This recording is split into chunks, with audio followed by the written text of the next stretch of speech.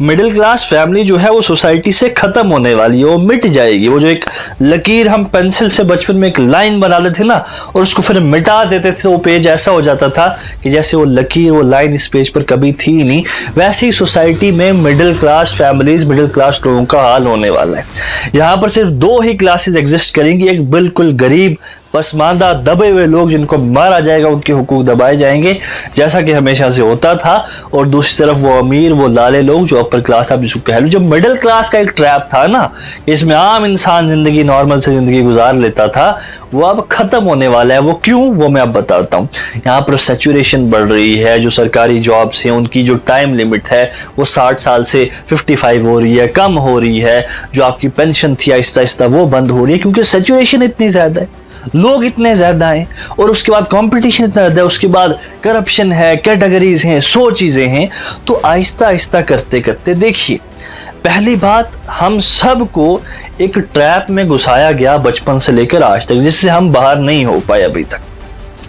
यहाँ की अगर सबसे बेस्ट आप जॉब की बात कर लें, आप एक आईएएस ऑफिसर की बात कर लें, तो उसकी सारी जिंदगी की सेविंग्स इतनी नहीं हो सकती। अगर उसके लेजिटिमेट हलाल के पैसे की बात की जाए तो वो एक अच्छा घर भी अपना पर्सनल बना सके, नहीं होती उसकी पर्सनल सेविंग्स। एक्सपेंसेस भी होती हैं, 10 चीजें होती हैं, लेकिन फिर भी वो अलग बात है इलीगल तरीके से कमाए जाएं, लेकिन फिर भी एक ऐसा ट्रैप बनाया गया है कि जिसमें इंसान प्रिविलेज फील करता है अगर उसको कोई ऐसी नौकरी मिल जाए। और सबसे पहली बात, एक नौकरी है, आप नौकर हो किसी के, आपको उसको आगे काम करना, ये बात आपको समझनी पड़ेगी। और एक नौकर की जो हैसियत है ना, मैं बोलना चाहूंगा, आज खुल के बोलना चाहूंगा, चाहे बुरा लगे या जो भी हो, एक नौकर हमेशा नौकर ही है, वो चाहे बड़े लेवल पर हो। हाँ ठीक है जी, वो महाराजा का नौकर है, ये एक अगर आम आदमी का नौकर है तो वो महाराजा का नौकर है, लेकिन नौकर नौकर ही है। और नौकरी में ही मसला है कि आपको हमेशा एक बाइंडिंग हो, आपके ऊपर कुछ लोग हैं, आपको कुछ प्रिंसिपल्स, कुछ रूल्स, कुछ रेगुलेशंस, कुछ गाइडलाइंस को फॉलो करना है, और उस लिटरल सेंस में फ्रीडम को आप कभी एंजॉय नहीं कर पाते। वो टाइम की फ्रीडम हो, वो मनी की फ्रीडम हो, वो बाकी सारी फ्रीडम हो, जो एक बेहतर, जो एक फुलफिल्ड लाइफ को जीने के लिए जरूरी है। अब मसला ये हुआ कि सोसाइटी को चलाने के लिए यहाँ पर डॉक्टर्स की भी ज़रूरत है, इंजीनियर्स की भी ज़रूरत है, पुलिस ऑफिशियल्स की भी ज़रूरत है, आपके एडमिनिस्ट्रेटिव ऑफिसर्स की भी ज़रूरत है। और उसके लिए सरकार को यहीं सोसाइटी से तो कुछ लोग उठाने थे जो उनका काम करते, आसमान से तो नहीं आएंगे, एलियंस तो नहीं आएंगे काम करने के लिए। तो फिर स्कूल्स में वैसी ही तालीम दी गई, वैसे ही एजुकेशन आपको इम्पार्ट की गई, और आपका माइंडसेट ऐसा बनाया गया कि उसमें डाला गया कि भाई बहुत ज़बरदस्त चीज़ है आईएएस ऑफिसर, बहुत जबरदस्त चीज़ है ये केएस ऑफिसर बनना, बहुत ही जो है डॉक्टर, ये सारी चीज़ें हालांकि इंपॉर्टेंट हैं, लेकिन एक ट्रैप की बात कर रहा हूँ। जो एक माइंडसेट आप इंडिविजुअली अपनी मर्जी से जो भी करें वो नहीं है, लेकिन माइंडसेट कैसे तैयार किया गया, वो इसलिए कि आपको इस सोसाइटी में चलने के लिए सरकार को, कोई भी एडमिनिस्ट्रेशन हो, उसको ज़रूरत है कि ये लोग हों। तो स्कूल्स के थ्रू लोगों के दिमाग में बच्चों को इस तरह डेवलप किया जाता है कि हाँ भाई ये चीज़ें इंपॉर्टेंट है, ये चीज़ें अगर तुम करोगे तुम्हें वो ज़िंदगी मिलेगी जिसका तुम ख्वाब देखते हो, जो कि मिलती कभी भी नहीं है। अगर ये स्कूल, ये क्यूरियोसिटी ये हमारे अंदर ये नहीं पैदा करते तो हम पढ़ते ही क्यों बनना है इस ऑफिसर, क्यों बनना है डॉक्टर, कुछ और देखेंगे ना। लेकिन वो उस तरह से हमें क्यूरियोसिटी लाई गई कि नहीं भाई ये एक बहुत बड़ी चीज़ है। फिर आहिस्ता आहिस्ता करते करते वो हुआ, फिर एग्जाम्स हुए, ठीक है, कुछ ऑफिसर्स बन गए, कुछ कहीं चले गए, कुछ एडमिनिस्ट्रेटिव डिपार्टमेंट में चले गए, कुछ पुलिस ऑफिशियल्स बन गए। मसला ये है कि एक टाइम के बाद जब सरकार को जितने ऑफिशियल्स चाहिए थे, एक उस पर्टिकुलर सोसाइटी के अंदर जो लोग भी चाहिए थे अलग अलग डिपार्टमेंट्स में, उनको सरकारों ने चूज कर लिया, वो पोस्ट जो है वो फिल हो गई, वो वैकेंसीज खत्म हो गई। अभी जो बाकी बचे हुए लोग हैं इनका क्या होगा? कोई किसी का हमदर्द नहीं है। आपसे जो वादे होते हैं कि नौकरियां दी जाएंगी, वो आप हाल खुद ही देख लें कि वो क्या हो रहा है, वो तो नहीं है। तो इन लोगों के जो 20-25 साल पढ़ाई के थे, वो झूठे ख्वाब दिखाए थे, वो तो टूट गए ना, वो पढ़ाई भी चलेगी ना। तो at the end of the day जो मिडिल क्लास फैमिली है आहिस्ता आहिस्ता खत्म होती है, जो ट्रैप है ना ये बाहर निकल जाएगा। ये लोग एग्जिस्ट ही नहीं कर पाएंगे कि इनका सारा दारोमदार ही जिस चीज पर था वो चीज आहिस्ता आहिस्ता खत्म हो रही है। एक इंसान सरकारी नौकरी में थोड़ी थोड़ी सेविंग्स करता जाता था, पेंशन मिलती थी, थोड़ी ग्रेच्युटी मिलती थी, एक मिडिल सी लाइफ गुजार लेता था, एक मिडिल क्लास जिंदगी गुजार लेता था। लेकिन आने वाले वक्त में ऐसा नहीं होने वाला। और पॉपुलेशन है, सैचुरेशन है, कंपटीशन है, कैटेगरीज हैं, करप्शन है, 100 चीजें हैं एक लेजिटिमेट कैंडिडेट को वहां तक पहुंचने के लिए, बड़े पापड़ यहां पर बेलने पड़ेंगे। लेकिन मैं आपको बात ये बताना चाहता हूं कि अनकरीब ये चीजें खत्म हो जाने वाली है। अगर हम मिडिल क्लास में हैं तो हमारा भी, हमारे आने वाली नस्लों का सफाया हो जाएगा अगर हमने कुछ नई चीजें अडॉप्ट नहीं की। उन नई चीजों में अडॉप्ट करना जो सबसे इंपॉर्टेंट चीज है वो ये है कि एक्सेप्टेंस और अवेयरनेस और इंफॉर्मेशन। किस चीज की इंफॉर्मेशन? कि सोसाइटी में कैश का फ्लो कैसे चल रहा है और सरकारी जॉब और ये सारी चीजें, इसमें कितना परसेंटेज पूरी सोसाइटी का कैश फ्लो इधर आ रहा है। आपको जरा पता लगेगा कि भाई 90% पैसा तो कहीं और ही है। तो 10% के चक्कर में 100 लोग गिर रहे हैं। उधर तो एक बहुत बड़ी मार्केट है कि जिसके बारे में आपको नहीं बताया जाता। वो प्राइवेट सेक्टर है, वो बिजनेस है, वो सोशल मीडिया में कितने ऑनलाइन चीजें हैं, वो एक अलग मसला है कि जिस पर बड़े लंबे सेशंस हो सकते हैं। पहली बात कि आपको समझना पड़ेगा कि जो ख्वाब आपने देखे, जो जिंदगी आप चाहते हो, क्या इस सरकारी नौकरी से, इस मिडिल क्लास ट्रैप के अंदर, क्या मुश्किल से आपकी जो बेसिक जरूरतें वो भी पूरी हो पाएंगी?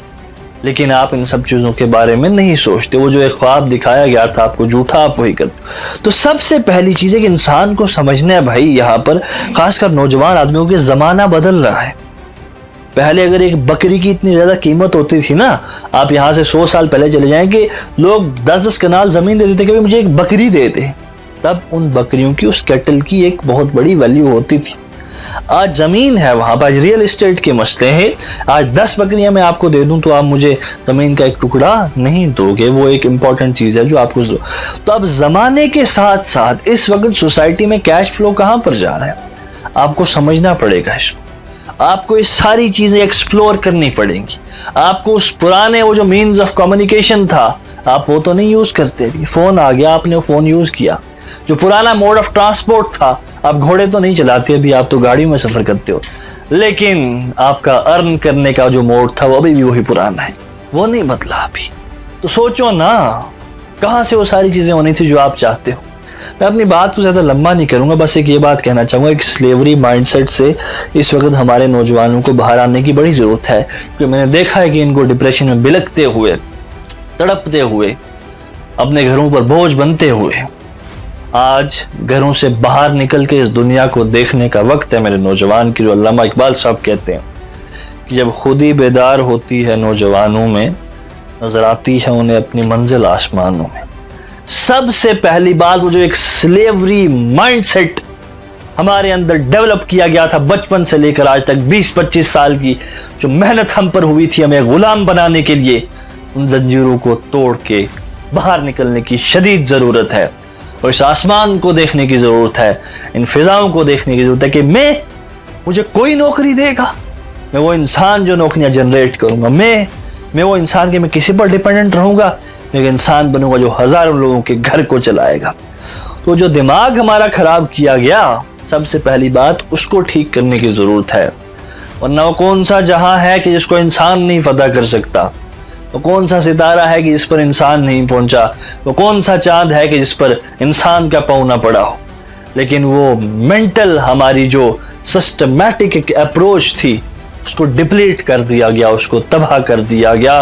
और खुदा करे कोई मसीहा आए, कोई इंसान निकले जो हमें आके उस सोई हुई नींद से जगाए के उठो, उस तरफ भी तो देखो, इस बंद खिड़की की तरफ क्यों अभी तक नजरें रखी हैं, उस खुले दरवाजे की तरफ, उस खुले आसमान की तरफ भी तो देखो कि जहां पर अपॉर्चुनिटीज ही अपॉर्चुनिटीज हैं, कि जहां पर रास्ते ही रास्ते हैं।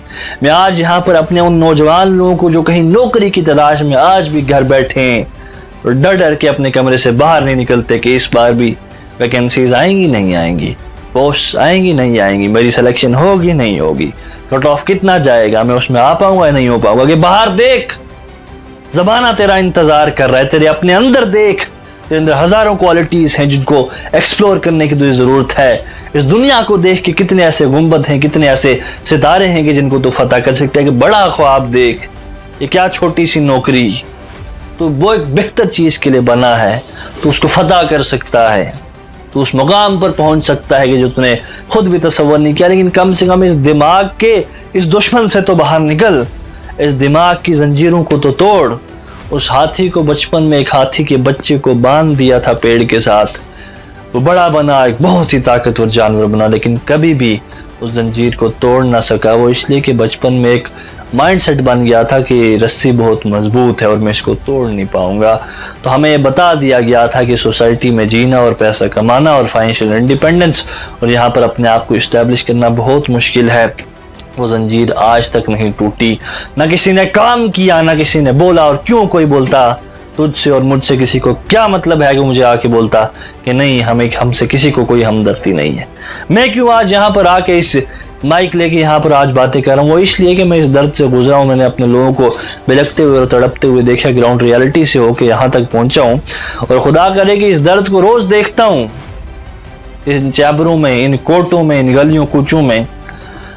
तो मेरे दिल से आह निकलती है कि अगर खुदा ने कोई चीज़ मुझे अता की है तो मेरी ये जिम्मेदारी है कि उसको अपने लोगों तक पहुंचाऊं।